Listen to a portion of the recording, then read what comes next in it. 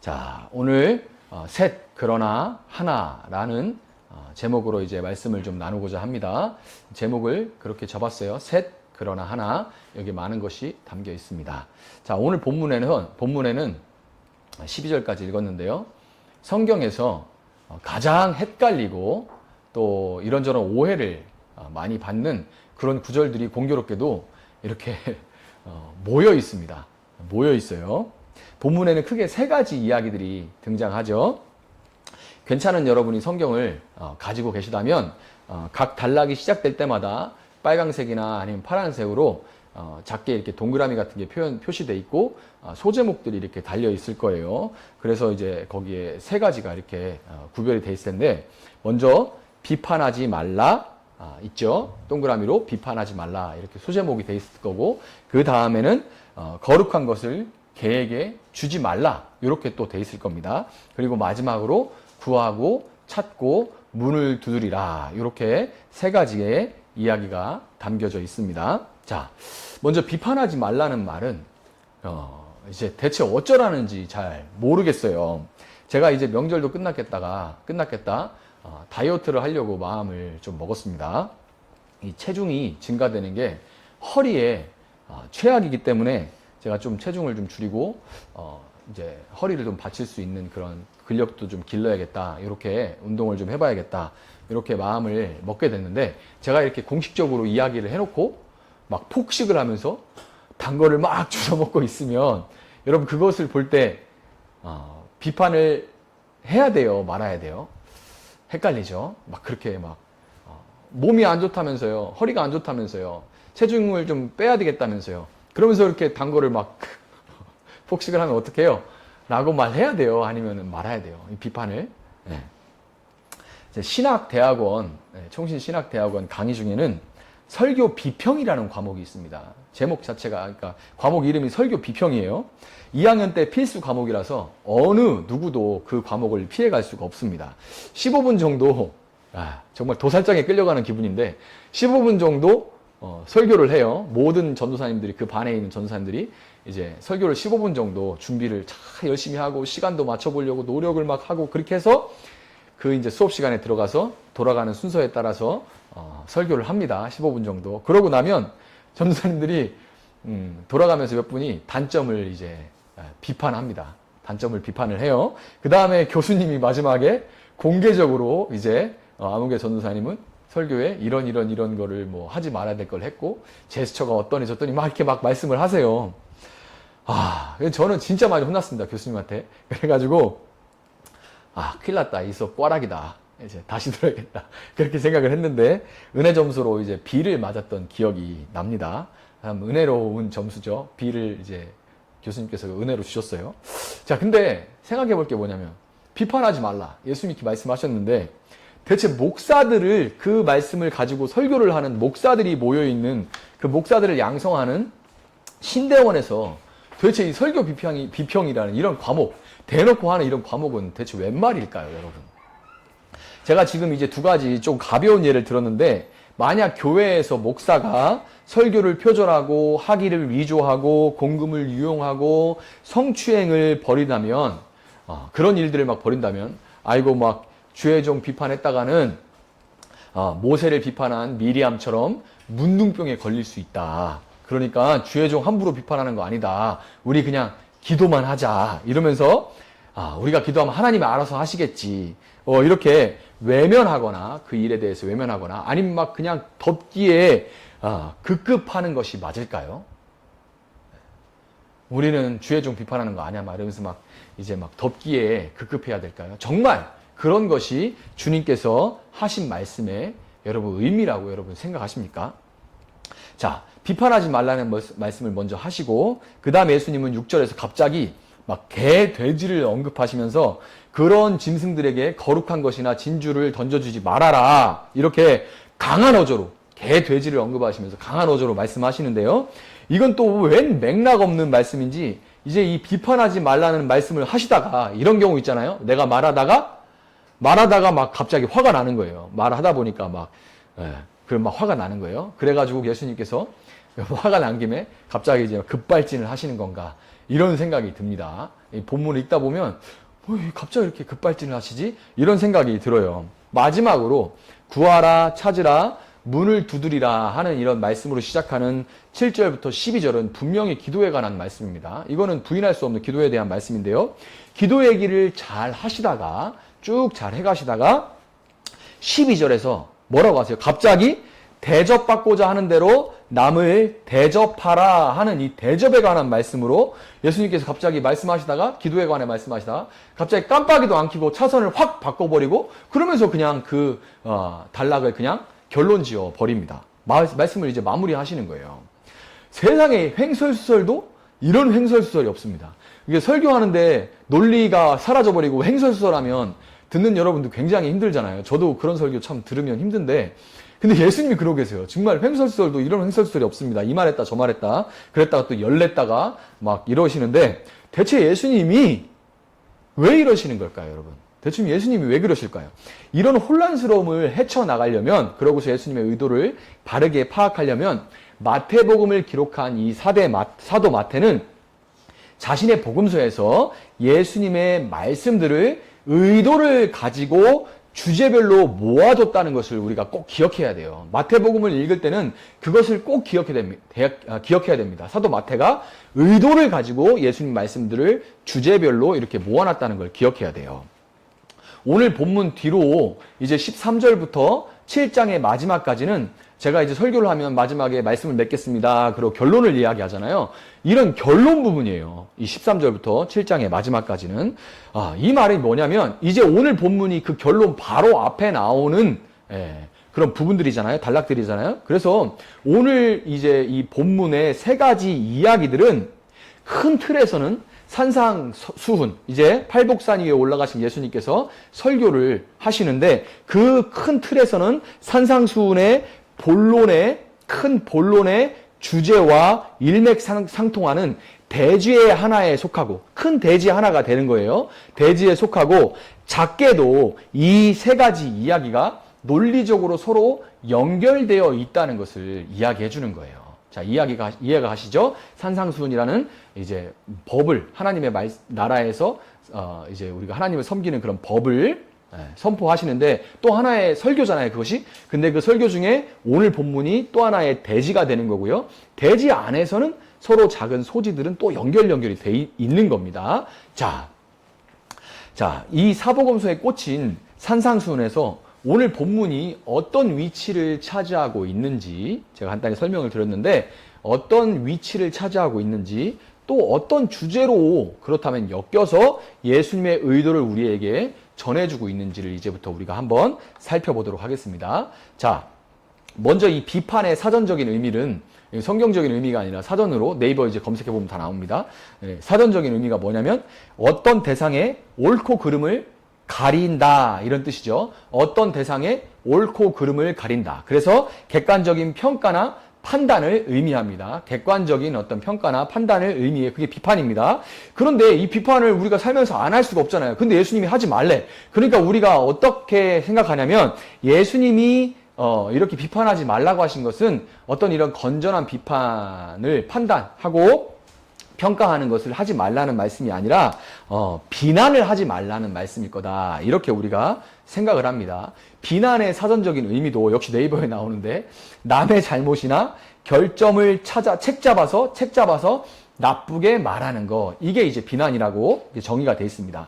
자, 이 비난의 정의를 보니까 형제에게 예수님께서 라가, 바보, 라카 이렇게 하지 마라 이렇게 말씀하셨으니까 비난하지 말라는 말과도 일맥상통하는 거죠. 자, 부모가 자녀에게, 교사가 학생에게, 상사가 부하 직원에게 어떤 꾸지람을 할 수는 있는데 그것이 정도를 벗어나서 가혹할 때 그 상대의 인격과 비난하면서 막 인격을 이제 무시할 때 그것을 우리가 비난이라고 말할 수 있지만 우리가 실생활에서 가장 흔하게 하는 비난이 뭐냐면 바로 이제 일명 뒷담화라고 하는 뒷말이에요.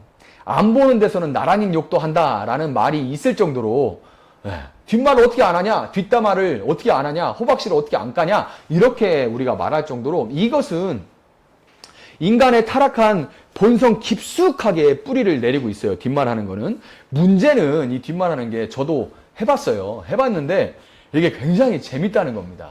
네, 해보신 분들 다 알죠? 뒷말하면 재밌습니다.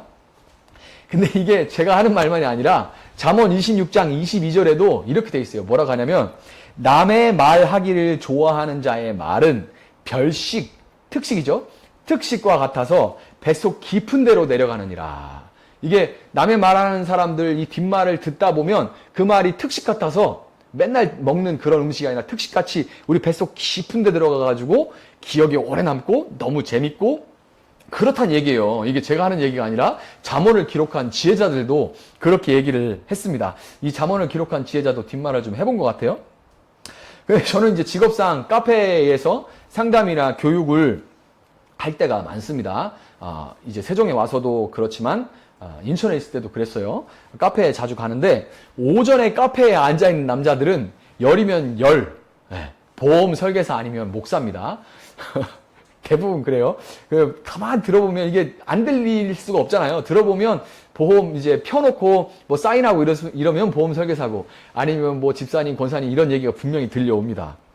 그러지 않고 이 목사나 보험 설계사 분들이 아닌 경우에는 이제 뭐 사람들이 이제 335 모여 있는데 대부분 뭐 이제 여자가 나쁘다는 게 아니라 여자분들이 좀 모여 있죠. 그런데 이제 얘기가 들려와서 듣다 보면은 대개의 경우 시월드나 아니면 그 자리에 없는 친구들의 흉을 보는 경우가 대부분이에요. 야, 있잖아. 근데 아무개 있잖아. 막 이러면서 얘기가 진행이 돼요. 흉 보면서 흥분하고 그 킥킥거리는 재미가 있죠. 그리고 같이 흉 보는 사람과 한편이 된 것 같은 그런 느낌을 느끼다 보면 비난하기에 중독이 되고 그것이 어느새 습관이 되는데요. 비난하는 사람은 지금 나와 함께 있는 사람, 나와 함께 누군가를 이제 헐뜯고 있는 사람이 지금 내 편이라고 생각하겠지만 모든 중독이 그렇듯이 그 사람은 다른 곳에서는 나를 안 주사봐서 씹고 있다는 것은 참 불편한 진실이죠. 그 사람, 나하고 같이 지금 이렇게 누구를 흉보는 사람은 또 어딘가 가서는 그 소스들을 모아서 또 아무개가 그렇게 얘기하더라. 아우, 걔는 어쩜 그러냐? 그러면서 또 이렇게 안주삼아 씻게 되는 겁니다. 남의 흉을 보는 사람들의 특징은 다른 사람은 혹독하게 비난하면서 자신에 대한 비난에는 견디지 못하고 열폭을 한다는 거죠. 그게 특징이에요. 자, 비난하지 말라는 말 맞죠? 맞는데, 그런데 예수님의 말씀은 단순히 비난하지 말라는 것을 넘어섭니다. 여기서 이 오늘 본문의 비판하다로 번역된 이 크리노라는 단어는 판결을 내리다, 심판하다라는 의미를 가지고 있어요. 판결을 내리다, 심판하다 그런 의미를 가지고 있어요. 영어 성경에는 이게 저지로 번역되어 있습니다. 저지하면 우리가 판사님들을 우리가 저지라고 부르죠.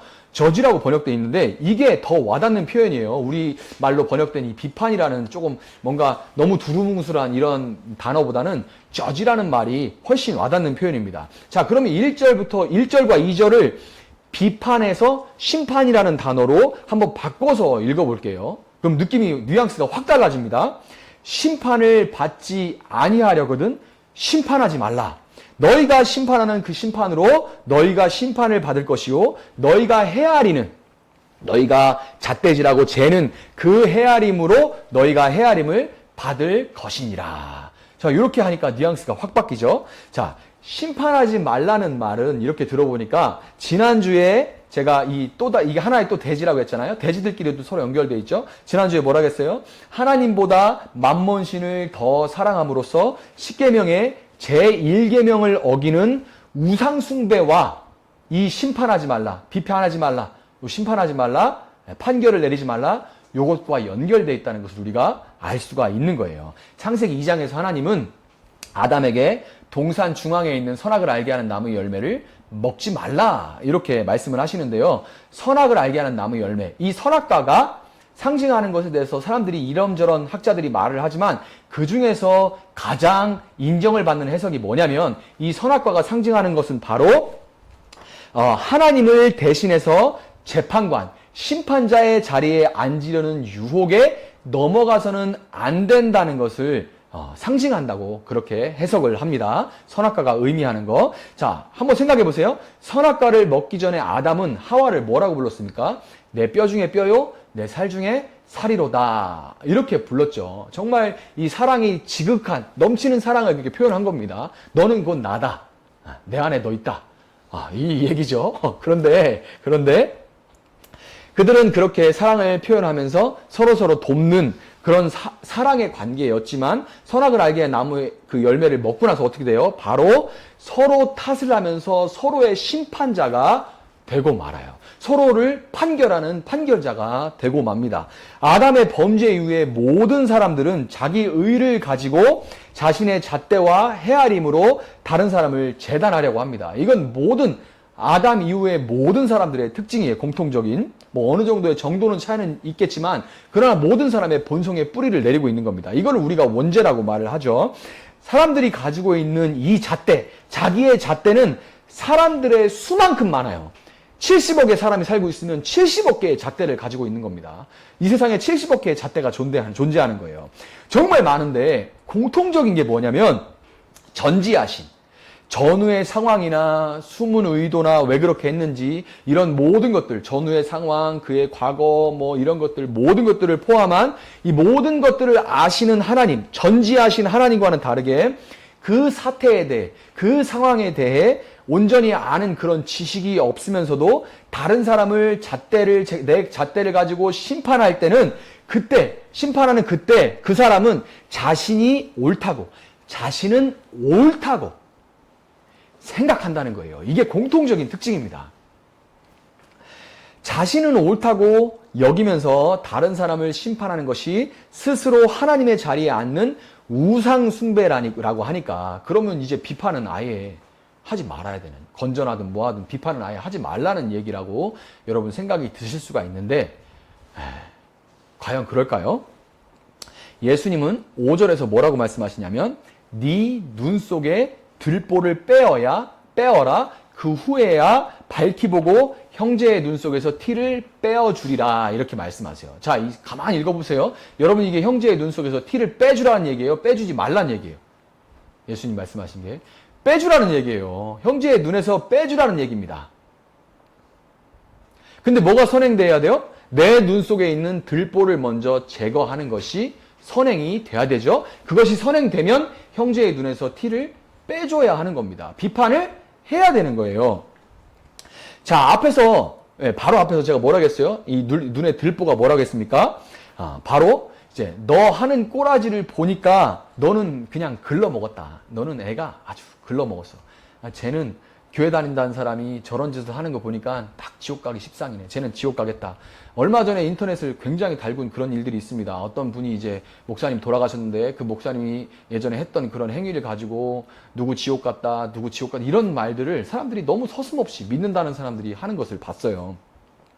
자, 이게 바로 이렇게 자기 기준을 가지고 스스로 재판관이신 하나님의 자리에 앉는 그런 우상숭배인 거예요. 이게 바로 들보입니다.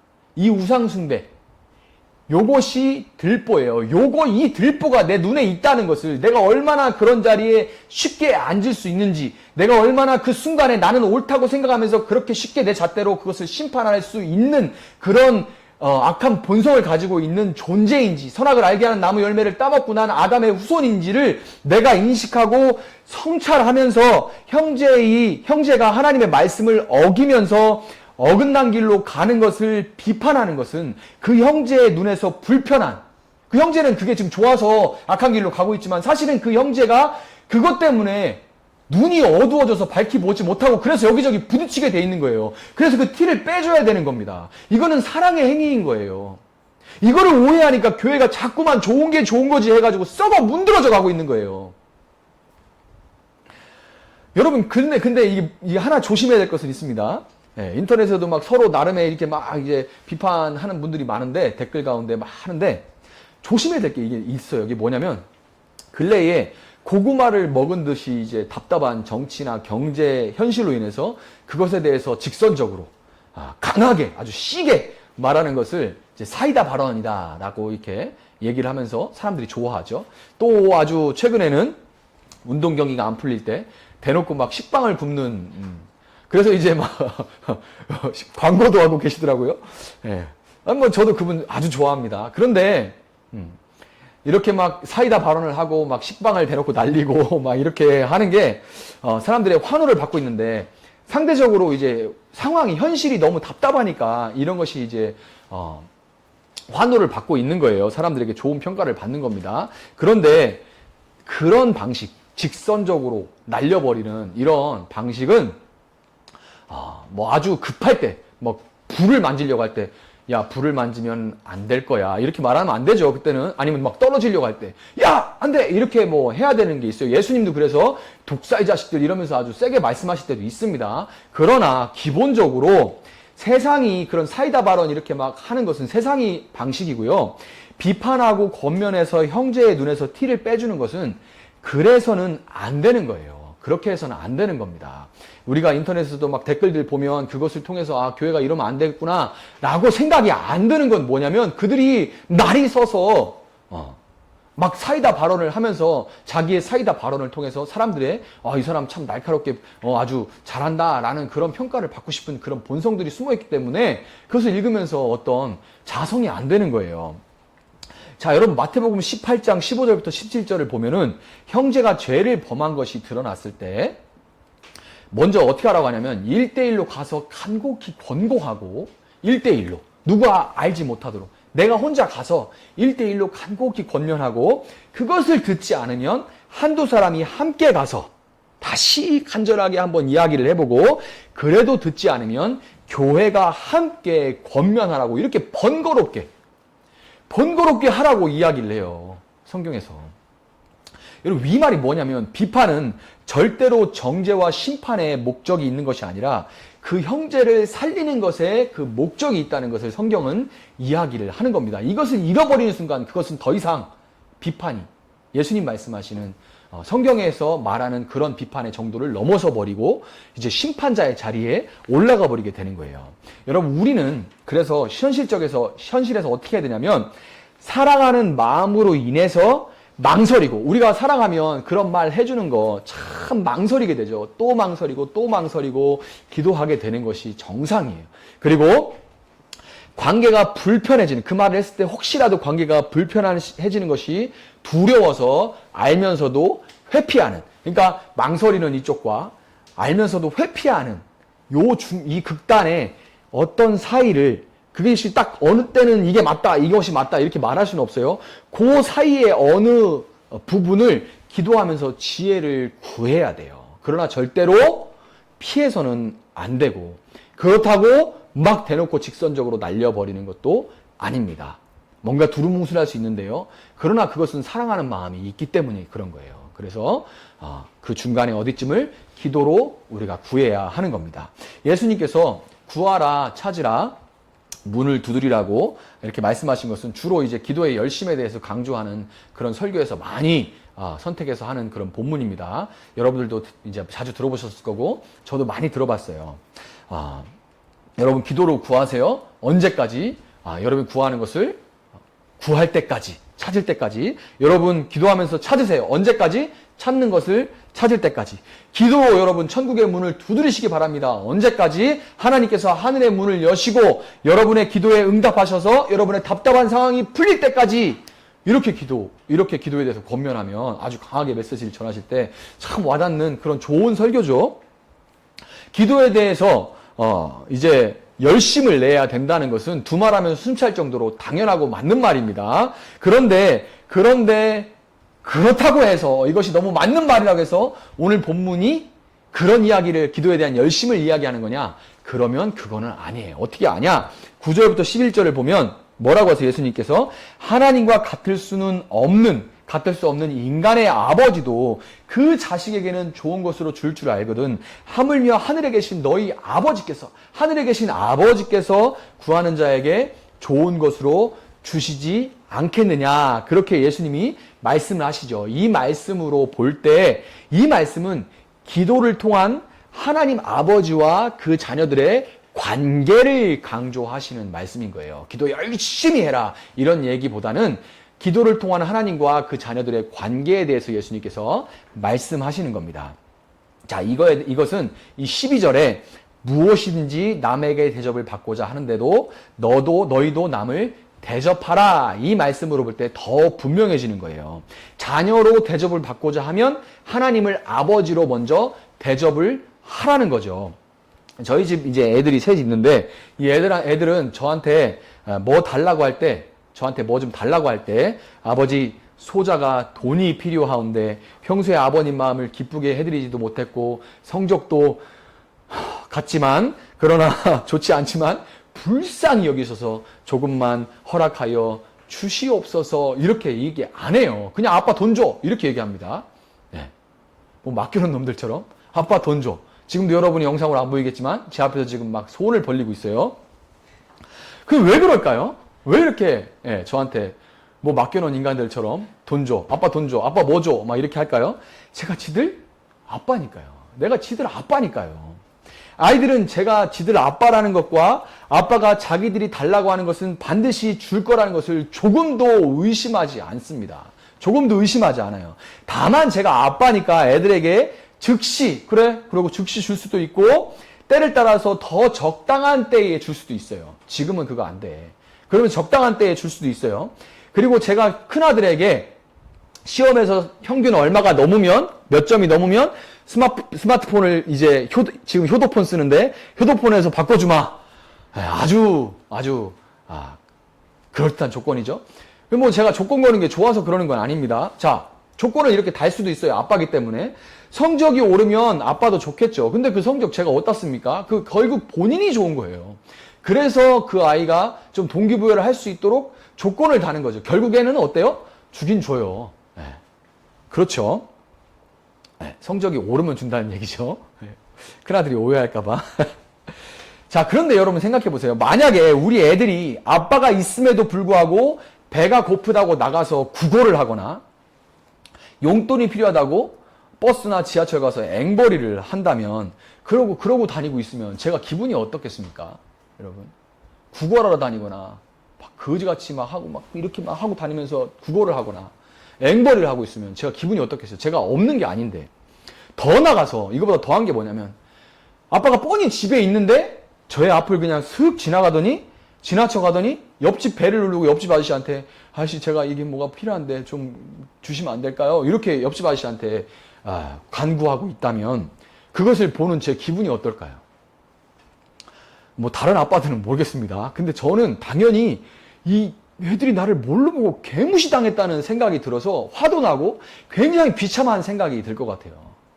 굉장히 비참한 생각이 들 것 같습니다. 내가 이 애들이 나를 뭘로 보길래 이렇게 하지? 라는 생각이 들 것 같아요. 아빠가 그런 마음이 들도록 만들어 놓고 과연 아이들이 아빠를 대접했다고 말할 수 있을까요? 아빠가 번거로울까 봐요. 아빠 피곤하실까 봐요. 라고 말할 수 있을까요? 여러분? 여러분, 하나님을 아버지로 대접한다는 것은 어려운 것이 아니라 그분을 어떤 인간의 아버지도 흉내낼 수 없는 최고의 아버지로 인정하고 마치 맡겨놓은 것 달라는 사람처럼 뻔뻔하게 그분께 구하는 거예요. 참 아이러니하지만 이게 바로 하나님을 인정하는 겁니다. 돈 줘요! 라고 뻔뻔하게 줬잖아! 다 썼어요! 뻔뻔하게 얘기하는 거예요. 그게 하나님을 아버지로 이렇게 인정하는 겁니다. 안 주시면 주실 때까지 울고불고 떼도 쓰고요. 야밤에 찾아가서 문을 두드려도 언제든지 문을 열고 밥을 먹을 것을 주실 분으로 그분을 믿고 인정하고 언제든지 문을 두드리는 거예요. 그거 하나님을 아버지로 인정하는 겁니다. 그게 12절 말미에서 예수님은 이것이 율법이요 선지자니라 이렇게 말씀하십니다. 이것이 율법이요 선지자다. 하나님을 나를 사랑하시는 아버지로 인정하고 대접하는 이 믿음이 바로 모세와 선지자들을 통해서 주신 이 율법의 본질이요 정수다라는 말인 거예요. 하나님을 나를 사랑하시는 아버지로 믿고 인정하는 그 믿음이 바로 모든 율법 하나님 나라의 법의 정수다, 본질이다 이렇게 말씀을 하시는 거예요. 자, 여러분 이제 이 비판하지 말라는 것과 구하고 찾고 문을 두드리라는 말씀의 공통점을 혹시 찾으셨나요? 그게 좀 보이시나요? 비판하는 자는 스스로 심판자가 돼서 자신의 기준으로 다른 사람을 정죄하고 비난합니다. 그 사람을 위해서 그 사람 잘 되라고 그 사람 걱정해서 내가 그렇게 이런 말 하는 거야 라고 말하면서 자기 스스로의 양심을 마비시키기도 하지만 그 사람의 마음에 깊은 곳에 그 어떤 사랑의 동기도 사실 없어요. 왜냐하면 사랑하시는 사랑의 근원이신 하나님 아버지를 무시하고 내가 스스로 심판자 하나님의 자리에 앉았는데 사랑의 근원이신 그 하나님 없이 어떻게 그 마음에서 사랑이 흘러나올 수가 있겠습니까? 아무리 입으로는 내가 걱정돼서 하는 거야, 내가 잘 되라고 하는 거야 라고 말해도 그 안에는 사랑의 동기가 없어요. 나는 옳고 너는 그르다는 심판자의 마음만 있을 뿐인 거예요. 서로 사랑이 있다고 주장한다 하더라도 뭐 엄마가 자녀들을 사랑하는 것처럼요. 그래서 뭐 비판할 수 있죠. 그러나 하나님의 아버지의 사랑이 그 자리에서 내가 내려오지 않으면 내가 사랑이 있다 주장해도 그것은 지극히 이기적인 사랑이 될 수밖에 없습니다. 이기적인 사랑도 사랑인지는 모르겠지만 이기적인 사랑이 될 수밖에 없어요.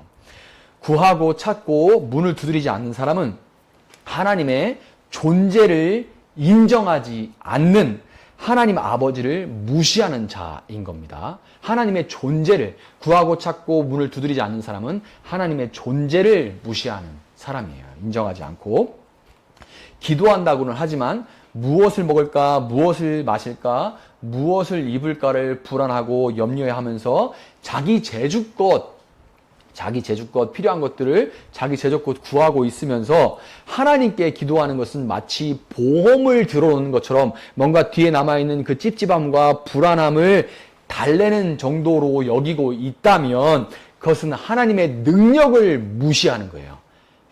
구하고 찾고 두드리는 것 자체를 아예 안 하는 사람은 하나님 존재를 아예 무시하는, 교회에 백날 나와도 하나님 존재를 아예 무시하는 거고요. 그 상황에서 그렇게 구하고 찾고 두드리지 않는 사람은 내가 구하고 찾고 두드린다고 그 흉내는 내면서도 내 재주껏 얻는 거지, 내 재주껏 버는 거지. 그런데 불안하고 염려한 게 있잖아. 이것을 달래는 것으로 기도를 사용하고 하나님을 보험으로 드러났다면 그것은 여전히 내가 주인이고 하나님 아버지를 무시하는 그런 사람인 거예요. 하나님의 능력을 무시하면서. 자, 이제 두 가지를 설명을 다시 드렸는데 공통점이 있죠. 이 공통점을 가지고 두 가지 이야기를 가운데서 연결해 주는 것이 바로 6절에 나오는 거룩한 것을 개에게 주지 말며 너희 진주를 돼지 앞에 던지지 말라. 그들이 그것을 발로 밟고 돌이켜 너희를 찢어 상하게 할까 염려하라는 말씀인 거예요. 이것이 가운데는 이 말씀이 앞 뒤에 있는 두 가지 이 단락을 연결해주는, 공통점을 가지고 연결해주는 그런 말씀인 겁니다. 자, 개와 돼지는 당시에 유대인들이 이방인들을 호칭하던 관용어였죠. 지금이야 민중은 개, 돼지입니다. 이런 말을 하는 그런 희한한 정치인이 있죠. 그런데 그런 의미로 쓰인 게 아니고요. 당시에는 이방인들, 유대인들을 제외한 모든 이방인들을 유대인들이 개, 돼지다 이렇게 그냥 관용어처럼 불렀어요. 이방인들은 유대인들을 뭐라고 불렀을지 모르지만 유대인들은 이방인들을 하나님 없이 할례 없이 사는 그들을 개, 돼지다 이렇게 불렀는데 왜 그랬냐면 개는 이 부모와 형제를 가리지 않고 짝짓기를 하잖아요. 여러분 역시 개를 그렇게까지 키워보신 분들 시골에서 보면 그래요. 예, 형제와 뭐 이런 부모를 가리지 않고 짝짓기를 합니다. 그런 것 때문에 레위기 18장에 따라서 성적인 정결을 따르는 유대인이 볼 때 이방인들을 그렇게 개로 부르게 되는 거예요. 그 다음에 돼지는 잡식성으로서 레위기 11장에 따라서 음식을 구분해서 먹는 유대인들이 보기에 아무거나 먹는 그런 이방인들은 돼지같이 부정한 자들인 거죠. 그래서 이방인들을 개요, 돼지로 그렇게 부르고 그 개와 돼지가 이방인들의 상징이 된 겁니다. 자, 그런데 한때는 제가 지금 이 세 가지 이야기들을 연결하고 있는데 한때는 요 본문만 딱 따가지고 본문을 삼은 다음에 예수님께서 이방인 선교를 금하셨다고 이렇게 설교하는 분들이 있어서 이거는 꽤 오래전 얘기입니다.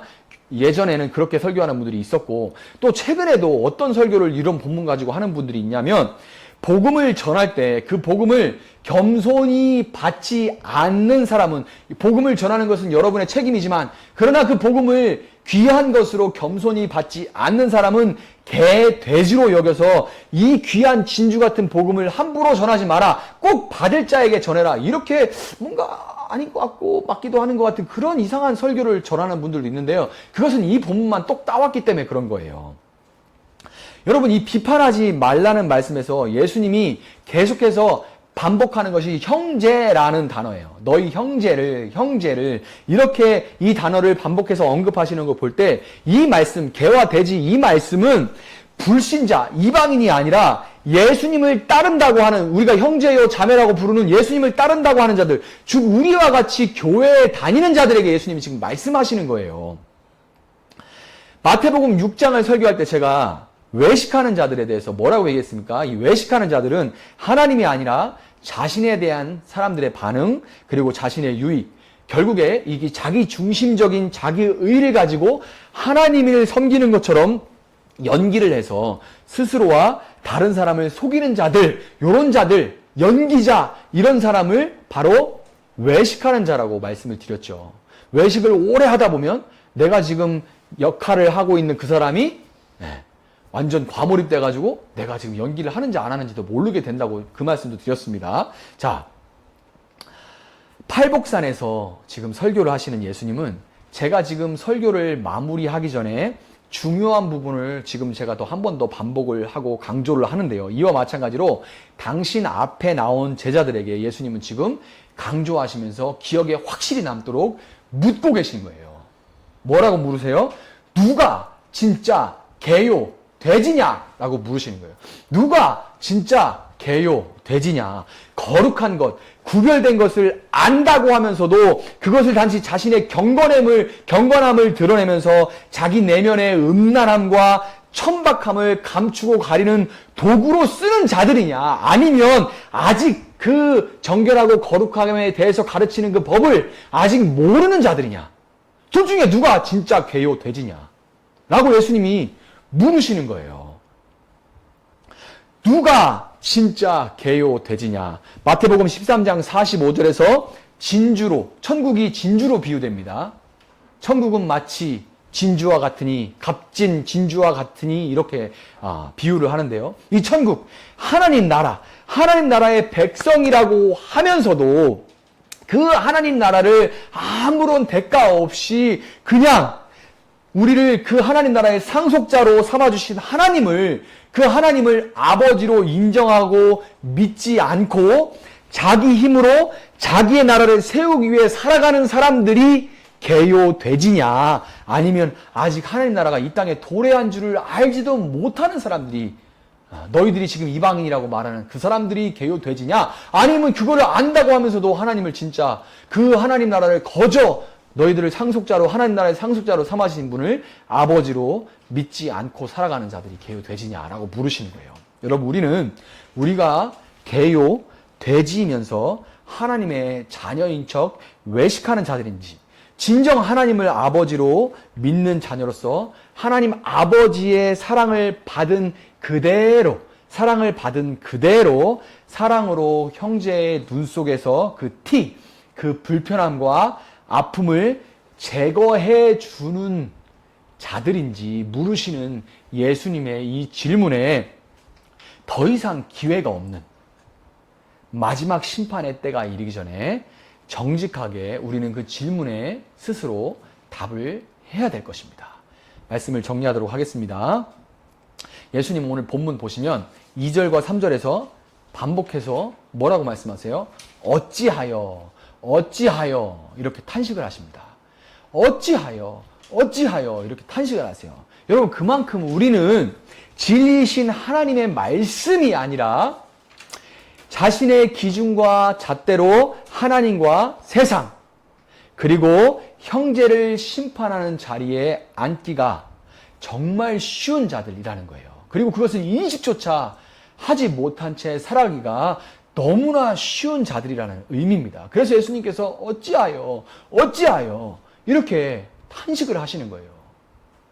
누구한테 하는 소리가 아닙니다. 여러분과 저한테 탄식하시는 거예요. 어찌하여 또 그 자리에 갔느냐? 어찌하여 네가 또 심판자리에 올라갔느냐? 너는 사랑한다고 말하는데 전혀 사랑 없이 너는 옳다고 생각하는 그 마음으로 또 그렇게 하고 있느냐? 여러분과 제가 우리 눈 속에 있는 자기 중심성이라는 들보를 깨닫지 못한 채 살아갈 때마다 누가 진짜 개요, 돼지냐? 누가 진짜 하나님 없이 고아와 같이 살아가는 이방인이냐 하고 물으시는 예수님이 음성이 여러분 마음 가운데 들려오기를 바랍니다. 또 저의 마음에도 들려오길 바랍니다. 진정한 사랑이라고 할 수 없는 자기중심적이고 이기적인 그런 사랑이 아니라 진정으로 형제를 사랑하는 마음으로 형제와 자매의 눈 속에서 그 티를 빼줄 수 있기 위해서, 정말 사랑으로 그 티를 빼주기 위해서 사랑의 하나님이 위로부터 부어주시는 그 사랑을 날마다 덧입을 수 있도록 여러분 구하고 찾고 문을 두드리시기 바랍니다. 그래서 그것을 위해서 우리가 구하고 찾고 문을 두드리는 거고, 이것을 다른 말로는 먼저 그의 나라와 의를 구하라고 예수님께서 말씀하신 거예요. 다 조금씩 표현은 다르지만 같은 말씀을 하고 계신 겁니다. 사랑으로만, 하늘로부터 덧입어지는 그 사랑으로만, 너희 안에 어긋나고 왜곡된 그것이 아니라 하늘로부터 기도할 때 부어주시는, 구하고 찾고 두드릴 때 부어주시는 그 하나님의 사랑으로만 너희가 비판할 때 그 형제의 눈에서 티를 빼줄 수 있다라고 말씀하시는 거예요. 여러분과 제가 외식하는